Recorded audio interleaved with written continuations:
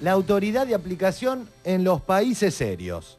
Una de las principales objeciones de algunos sectores de la oposición es de quién va a depender la autoridad de aplicación. Esta ley crea una autoridad de aplicación que depende del secretario de Medios.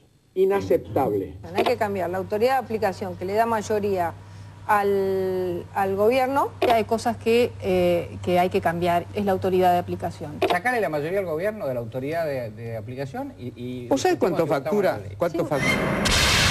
Uno de los puntos que más cuestiona la oposición es el que tiene que ver con la autoridad de aplicación. Vamos a ver cómo es en algunos lugares justamente que han sido tomados como referencia. En el caso de Estados Unidos es el presidente quien nombra a estos 5 miembros, 3 de la mayoría y 2 de la minoría. En España el presidente de gobierno lo nombra como secretario de Estado, depende directamente del Poder Ejecutivo. En el caso de Francia es por decreto del presidente de la República, se trata de 9 miembros. Uruguay es similar, el presidente nombra a un colegio que a su vez nombra a la autoridad. En el caso de México es nombrado por el presidente, es un cargo.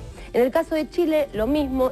Y en el caso de Brasil, lo mismo. Lo que hay que aclarar es que no hay antecedentes en ningún lugar del mundo de un sistema presidencialista donde no sea el presidente de la nación quien nombre a la persona a cargo de esta autoridad de aplicación. Por lo tanto, algunas de las cosas que se plantean hoy no son del todo exactas cuando se da la discusión.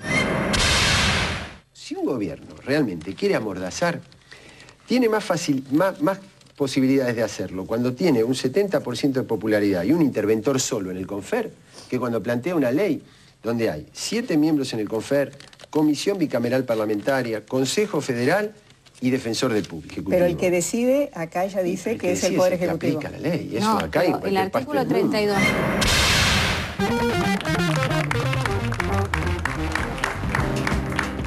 Bueno, yo creo que a lo mejor algunos sectores de la oposición no estarían en desacuerdo con que la autoridad de aplicación sea Obama o Sarkozy.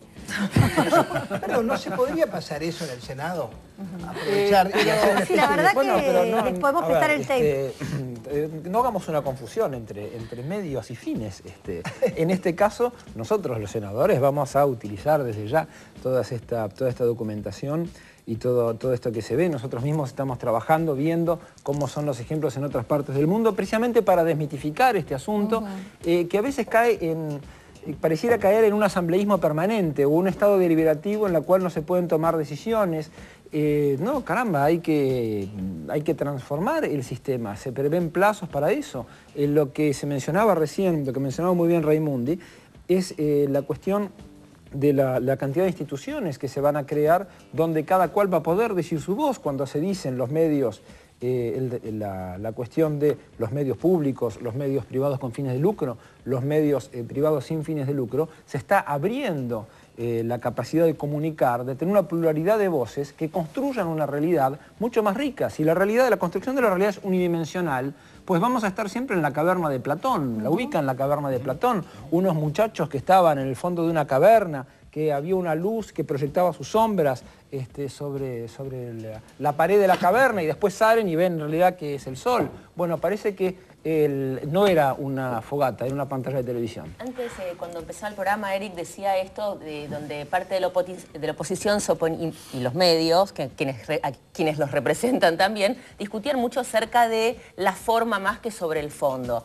Y recordando esta frase célebre de Bonelli, que le parecía que no, básicamente me parece muy interesante reflexionar sobre esto de que se empezó a informar con las opiniones de los medios. O sea, la información era lo que les parecía. Lo que les parecía sobre cuántas comisiones lo iban a debatir, lo que les parecía sobre cómo iba a estar conformada la autoridad, lo que les parecía sobre quién la tenía que mencionar. Y sobre esto me parece interesante resaltar que, si bien es interesante escuchar la opinión y lo que le parece a muchos periodistas, parece que primero hay que priorizar a la información. La información es esta y después opinen, que es lo que faltó durante todo este tiempo, por lo menos del último año esta parte, ¿no? Sí, lo que pasa, la diferencia con Bonelli, que a él le hacen la pregunta y él puede no saber la pregunta. Ahora, el que la formula, sí tiene que saberlo, porque lo formula como para que el otro apruebe o desapruebe lo que vos estás preguntando. Bonelli puede no saberlo. Además había una intencionalidad en la pregunta, dando por sentado que en la plataforma no estaba. Por eso, la pregunta daba por sentado de que... Exacto.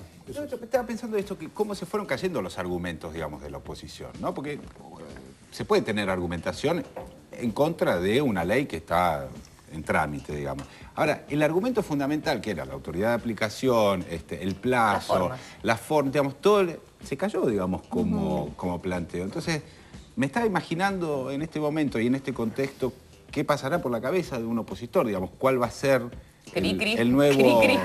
Sí, el nuevo argumento, digamos, sobre el cual establecer la pregunta es, habría que hacerse él, que sabe lo que está ocurriendo posiblemente ahí adentro. Bueno, pienso si en el fondo no habrá la idea de que hay una duda sobre lo que quiere el gobierno con este proyecto. Es decir, la ley es esta, pero nosotros creemos que detrás el gobierno quiere otra cosa. Y sí, ese es el fondo. Bueno, pero esa es la construcción de un relato.